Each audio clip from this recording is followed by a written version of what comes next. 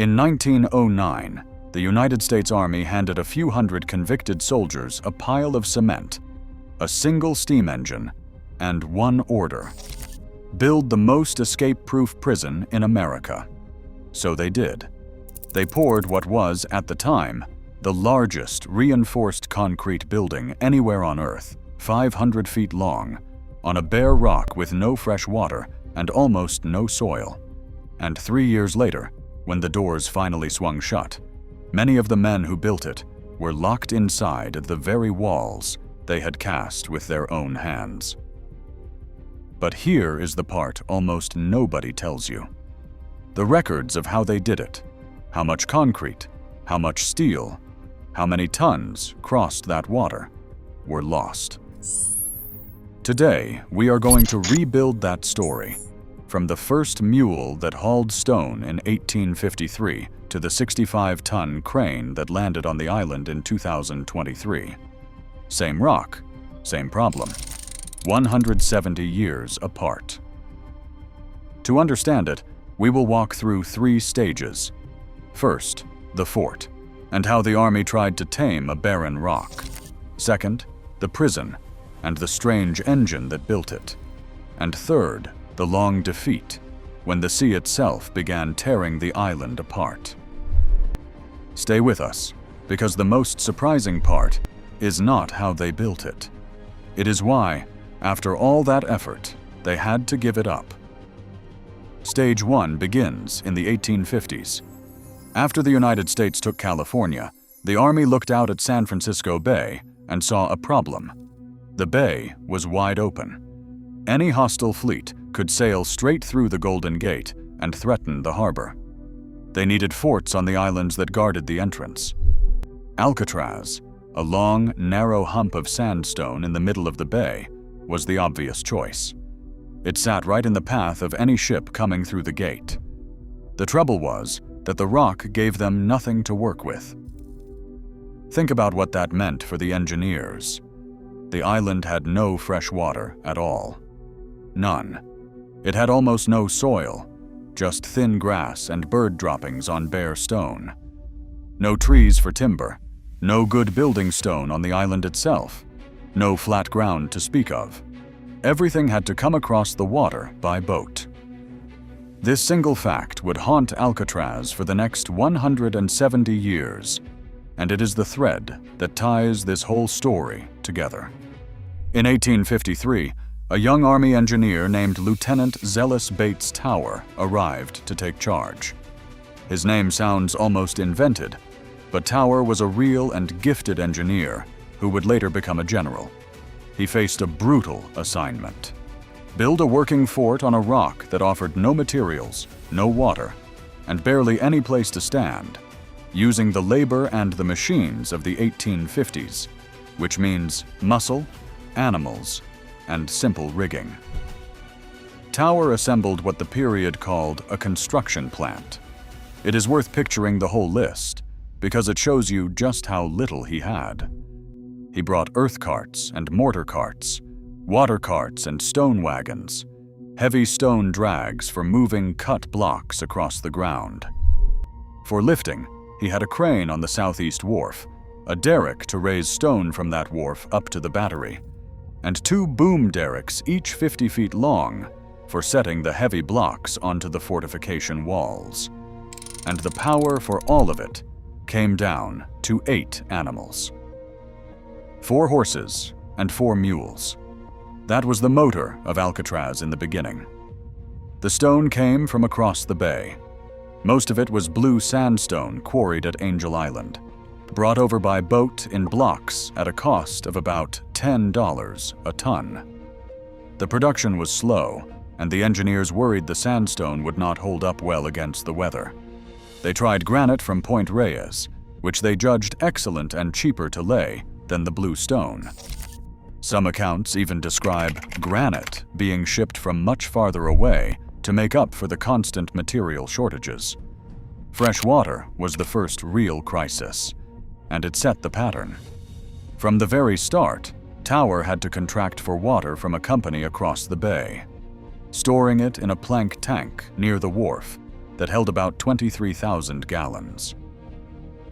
Long before there was a prison, the defining task on Alcatraz was simply getting enough drinking water onto a rock that produced none. Remember that detail. In the end, it helps kill the place. The work was slow and hard, partly because of where it was, and partly because of when it was. This was Gold Rush, California. Skilled laborers did not want to haul stone on a windswept island when they could be panning for gold in the foothills. Tower even redesigned the fort walls to use about half the stone originally planned, backing a stone face with concrete to save on the expensive cut blocks. He was already doing what good engineers always do on a hard site: adapting, substituting, stretching every ton of material. And then came the first deaths. In 1857, crews were cutting a roadway between the wharf and the guardhouse, carving into the slope. The excavation gave way. A landslide of an estimated 7,000 cubic yards of earth and rock came down on the working men. 2 laborers were killed. Before Alcatraz ever held a prisoner, before it was anything but a construction site, it had already taken 2 lives. If you have seen our video on the Teton Dam, you know how quickly the ground itself can turn on the men working it. By the time the fort was operational, Alcatraz bristled with guns. By the 1860s, the island mounted over 100 cannon. The heaviest were enormous. The 15-inch Rodman guns, each one weighing more than 25 tons. Picture moving that. A single gun, heavier than a loaded semi-truck, landed from a boat onto a rock with no real harbor, and then dragged and hoisted up to its battery position using the same wharf crane and boom derricks that handled the building stone. These guns could throw a 400-pound projectile nearly 3 miles across the water. And here is the quiet irony of all that effort. In all its years as a fort, Alcatraz never once fired those guns at an enemy. Not a single shot in anger. The last of them were eventually hauled away and donated to a scrap drive during the Second World War. There is one more piece of Stage 1 that matters enormously for what comes later, and it sits right at the top of the island. The Citadel. This was a 3-story fortified barracks built on the summit in the 1850s, designed to be a final defensive stronghold. It had a dry moat around it, and a drawbridge, the whole medieval arrangement, built to let a small garrison hold out under siege. The citadel was solid masonry, dug partly into the rock, with a basement carved down below ground level. Keep that basement in your mind. 50 years later, it will be buried inside something much larger. Alongside the guns and the barracks, Alcatraz earned another distinction in this era. In 1854, it received the first working lighthouse on the entire west coast of the United States. A modest tower with an oil lamp, it guided ships through the fog-choked entrance to the bay. For half a century, that light did its job. But it, too, will run into the great construction project of the next century. And in a way you would never expect, the prison will force the lighthouse to grow. So by the late 1800s, here is what the Army had achieved. A fort on a bare rock, armed to the teeth, supplied entirely by boat, watered entirely by boat, built on imported stone, and held together by imported concrete. They had proven you could build something serious on Alcatraz. It just cost a fortune in effort, and the rock fought you the entire way. The fort that never fired a shot found a new purpose. It became a prison. At first, a military prison, holding Army convicts. And those convicts were about to be handed the strangest construction job in the island's history. Because by the early 1900s, the old wooden prison buildings on Alcatraz were rotting and overcrowded. The Army decided to build a permanent prison, a single massive cell house that would crown the entire island. And the men who would build it, mixing the concrete, bending the steel, pouring the walls, would be the very prisoners it was designed to hold. That is stage 2, and it is the heart of this story. If you find this as fascinating as we did when we dug into it, take a second to like this video and subscribe to the channel. We spent weeks pulling these details together from old Army records and engineering reports, and your support is what lets us keep making documentaries like this one. So please hit like and subscribe, and let us get back to the rock. In 1907, the War Department committed to the project and set a budget of $250,000.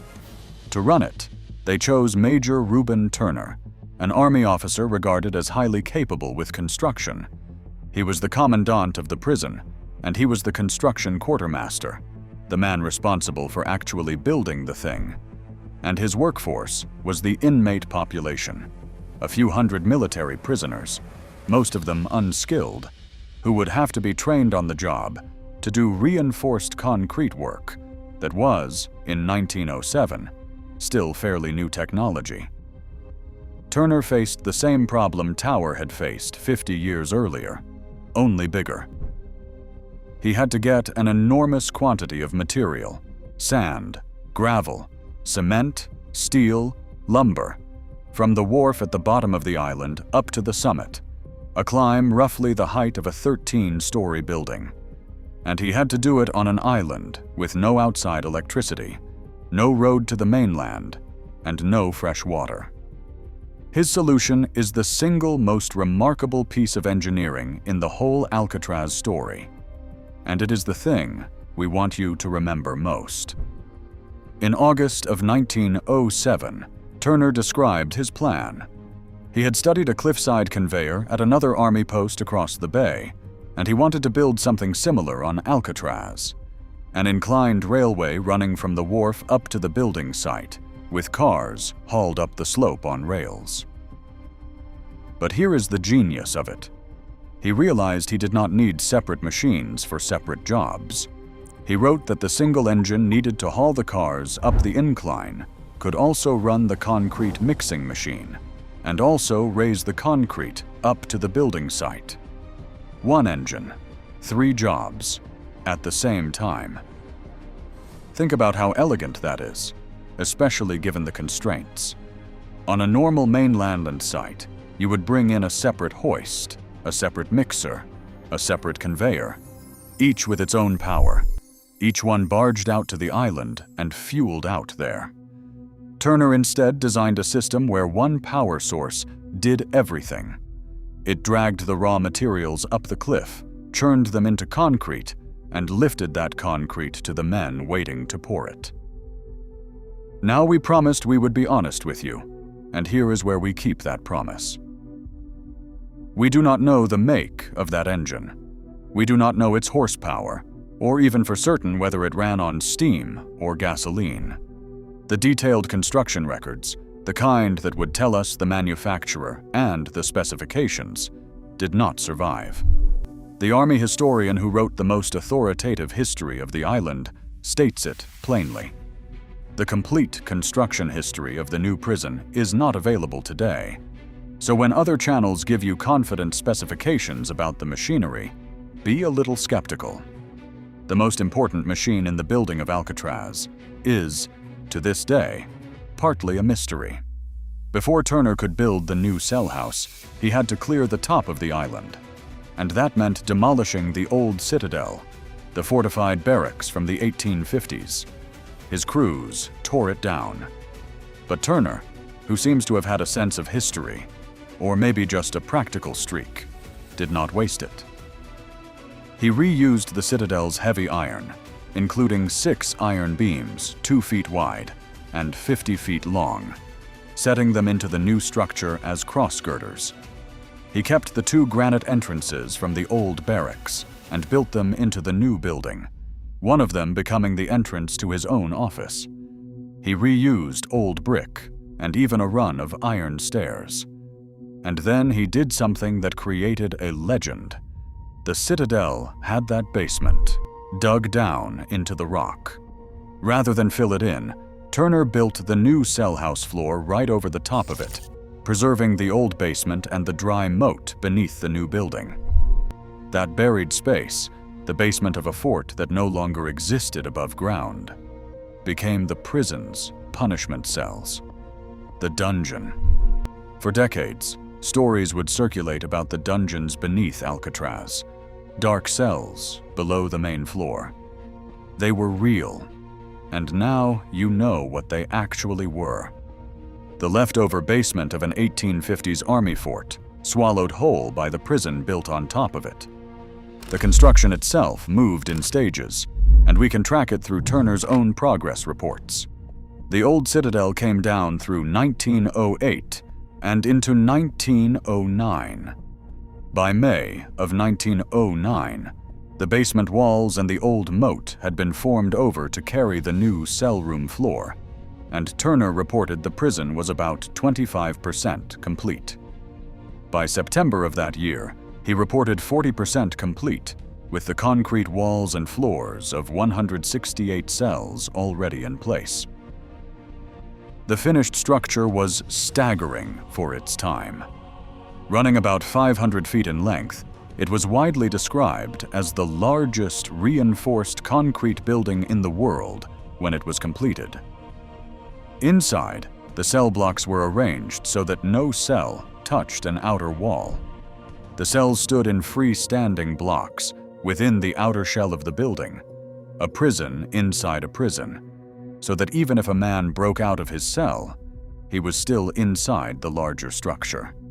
The concrete was reinforced with a patented steel bar known as ransom bar, a square bar twisted along its length to grip the concrete. Remember that steel. It becomes important later when the sea comes for it. There is a myth we should clear up, because your sharper viewers will wonder about it. Many sources claim the concrete was mixed with salt water from the bay, and that this is why it later fell apart. But the most careful history of the island concludes that this is probably not true. Fresh water was being barged to the island daily, in large quantities, during construction, and the records point to fresh water being used in the mix.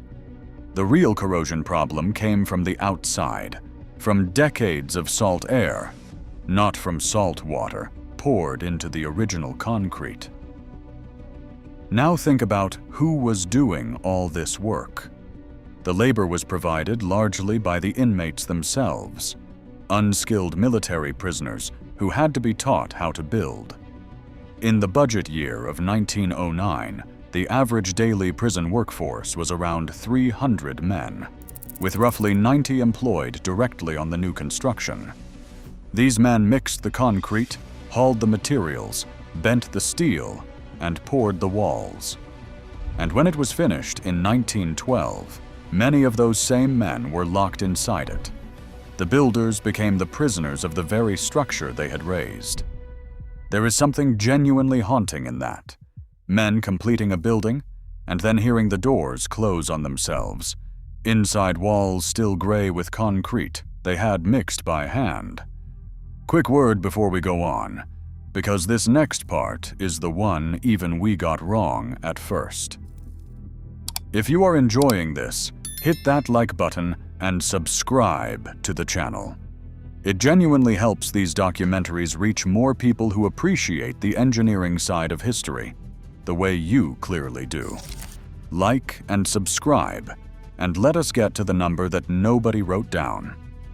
We told you at the start about a number that was lost, and here it is in full. For a building once called the largest of its kind on Earth, we do not have the basic construction totals. How many cubic yards of concrete went into it? How many tons of steel reinforced it? How many barrels of cement? How many tons of sand and gravel crossed the bay to make it? Those figures were never preserved in any record that survives. You will sometimes see a figure of 81 barrels of cement attached to Alcatraz, but that number belongs to the smokestack of the island's power plant, not the cell house.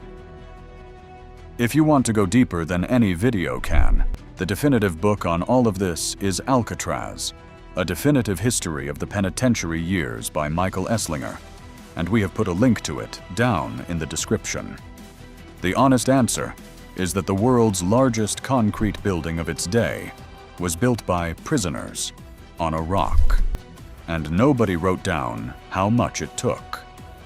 While the cellhouse rose, the island's lighthouse ran into a problem that perfectly captures the whole project. The new prison was so tall that it would block the beam of the original 1854 lighthouse. The first lighthouse on the west coast was about to be made useless by the building going up in front of it. So they built a new one. Congress put up $35,000 in 1909, and a new reinforced concrete tower went up, 84 feet tall, with 112 steps to the lantern room, tall enough to throw its light out over the top of the new cell house. The prison had forced the lighthouse to grow taller just to keep doing its job. Even the light on Alcatraz had to bend to the demands of building on that rock. By 1912, the cell house was finished and occupied. The military prison population peaked at over 550 men that February, the highest it had ever held. The Army had its permanent prison, the largest concrete building in the world, crowning a rock in the middle of San Francisco Bay. It was an extraordinary achievement, built under impossible conditions by the men who would live and die inside it. But the same conditions that made it such a triumph, the isolation, the sea on every side, were already, quietly, beginning to destroy it. The rock had been conquered. Now the rock, and the water around it, would begin to fight back. And that brings us to stage 3, the long defeat. In 1933 and 1934, Alcatraz changed hands. The Army gave it up, and it became a federal penitentiary, the place we all picture now, holding the most difficult prisoners in the federal system. The Bureau of Prisons took the Army's concrete cell house and hardened it. And this is where one of the most famous pieces of Alcatraz engineering comes in: the bars. The original Army cells had relatively soft iron flat bars, the kind a determined man could eventually saw through. For a maximum security federal prison, that would not do. So in 1934, the Bureau brought in a company called the Stewart Iron Works to replace the cell fronts with tool-proof steel. This was a special composite bar. The trick was to combine a tough but relatively soft outer casing around a core of hardened steel. If a prisoner tried to saw the bar, the soft outer layer would clog and dull his blade before he could reach the hard core. The standard was strict. A bar was only considered tool-proof if it could not be cut within 6 hours of work using 6 hacksaw blades. 4 railcar loads of this steel came to the island, and crews installed hundreds of new cell fronts. Along with the bars came a locking system that your fellow viewers always find fascinating, because it really is clever. Instead of locking each cell with an individual key, the system used a mechanical control. A single officer, standing at a control box at the end of the cell block, well out of any prisoner's reach, could throw a lever and open one cell or a whole row of cells at once. The mechanism was patented. No guard ever had to stand at a cell door fumbling with a key while a dangerous man stood on the other side. If you have ever toured Alcatraz and heard the guide throw that lever, sending the whole bank of doors rolling open with one heavy clack, you have felt why this impressed people. It is the same mechanical ingenuity the people who watch this channel love in old heavy equipment. Simple, robust, built to do one job perfectly for decades. The federal years also brought the great modernization of the island around 1939 and into the early 40s, a building program costing over $1 million. They completely overhauled the powerhouse, putting in a new diesel engine to generate the island's electricity. And they built the island's most recognizable silhouette after the cell house itself, the water tower. It stands 94 feet tall, holding 250,000 gallons, perched on 6 tall, braced steel legs. And its very existence tells you the story has not changed at all since Lieutenant Tower's day. They needed a giant tank to store fresh water, because the island still had none of its own. By this point, the prison needed close to 1 million gallons of fresh water every single week, and every drop of it still arrived by boat. They did try, once, to solve the water problem at the source. Back when the cellhouse was being built, crews attempted to drill a well into the island, hoping to find fresh water underground. The drill hit hard granite at 26 feet down.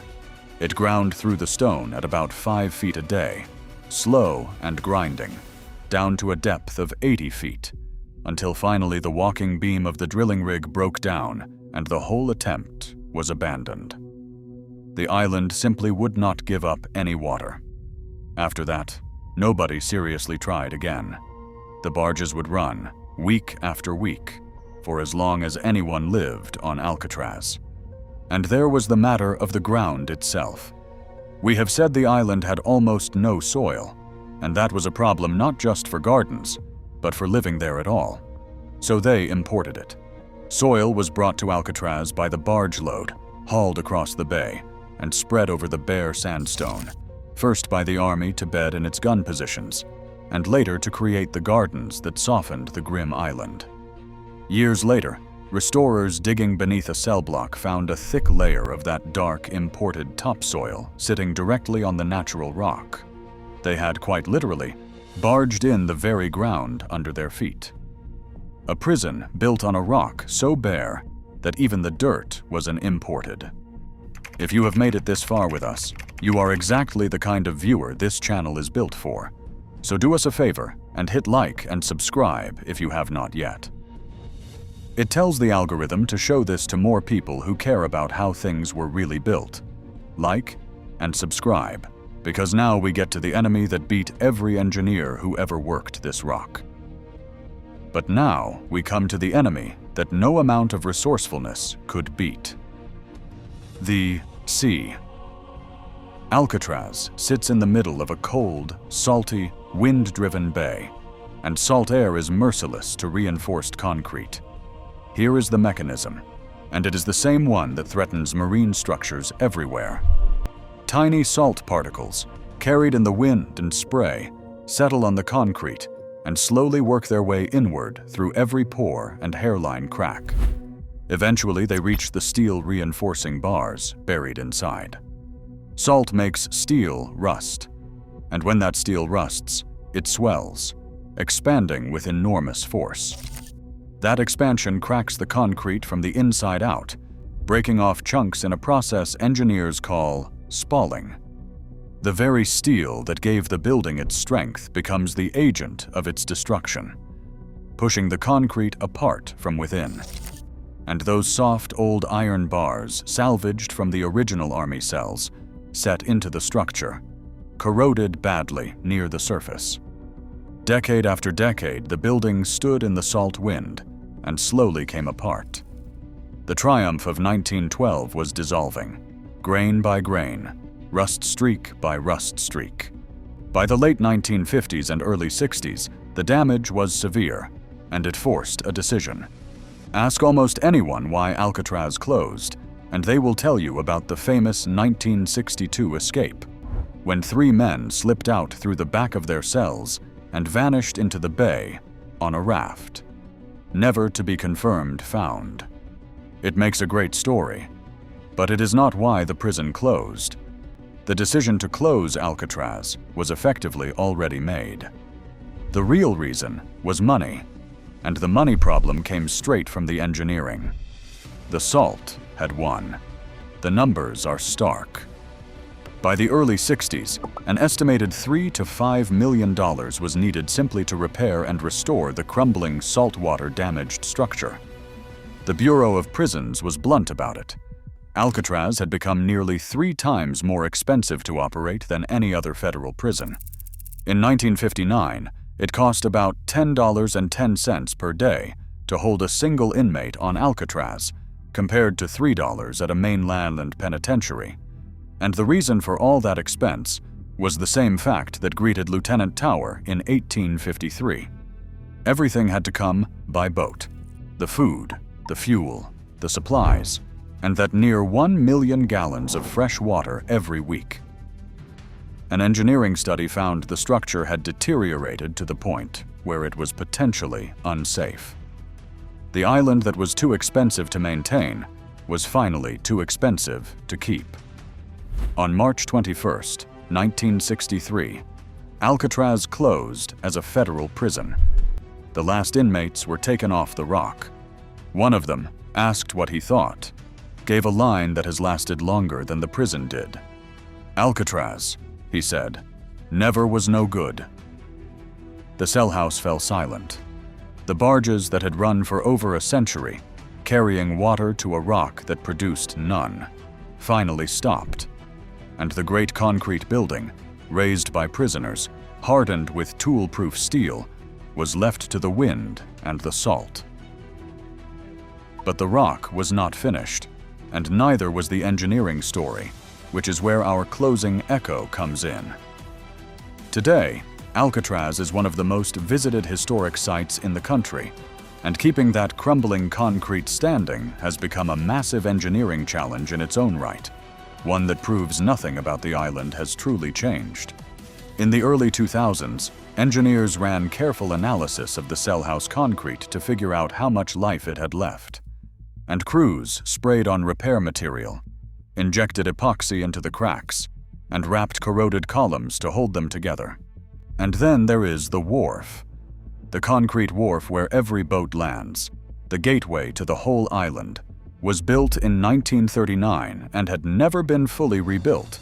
So a few years ago, a major restoration began, and listen to how they did it, because it is the 1850s all over again, just with better machines.